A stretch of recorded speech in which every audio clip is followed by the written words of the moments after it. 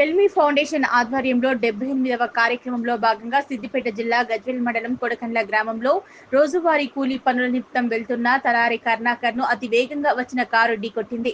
దీంతో అక్కడికక్కడ అతను చనిపోయాడు.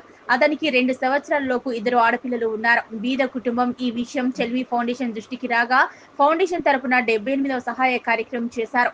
అతని కుటుంబానికి 11,500 రూపాయల నగదు, 3,500 నిత్యావసర వస్తువులు, మొత్తం కలిపి 15,000 రూపాయల ఆర్థిక సహాయం అందించారు. ఈ కార్యక్రమంలో ఫౌండేషన్ ప్రధాన కార్యదర్శి చేపూరి సంతోష్, సభ్యులు గుంటుకు శ్రీనివాస్, నాగపూర్ రమేష్, టెంటు నర్సింహులు, ఇబ్రహీం సార్ మరియు కొడకండ్ల గ్రామస్తులు కర్నాల గణేష్, నరేష్, తలారి రవి తదితరులు పాల్గొన్నారు.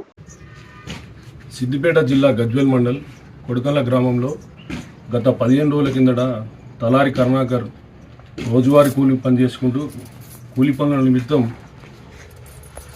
వెళ్తుండగా అతన్ని అతివేగంగా వచ్చిన కారు ఢీకొట్టగా రోడ్డు ప్రమాదంలో దుర్మరణం చెందినాడు. ఇటు విషయాన్ని మా చెల్మి ఫౌండేషన్ దృష్టికి గణేష్ మరియు నరసింహ దృష్టికి తీసుకురాగా మా చెల్మి ఫౌండేషన్లో కార్యక్రమంలో భాగంగా 72వ కార్యక్రమం ఇది. ఈరోజు మేము అందరం కూడా మా సభ్యులందరం కలిసి కూడా వచ్చి వారి కుటుంబానికి 11,500 రూపాయల నగదు రూపంలో 3,500 నిత్యావసర వస్తువుల రూపంలో అందించడం జరిగింది.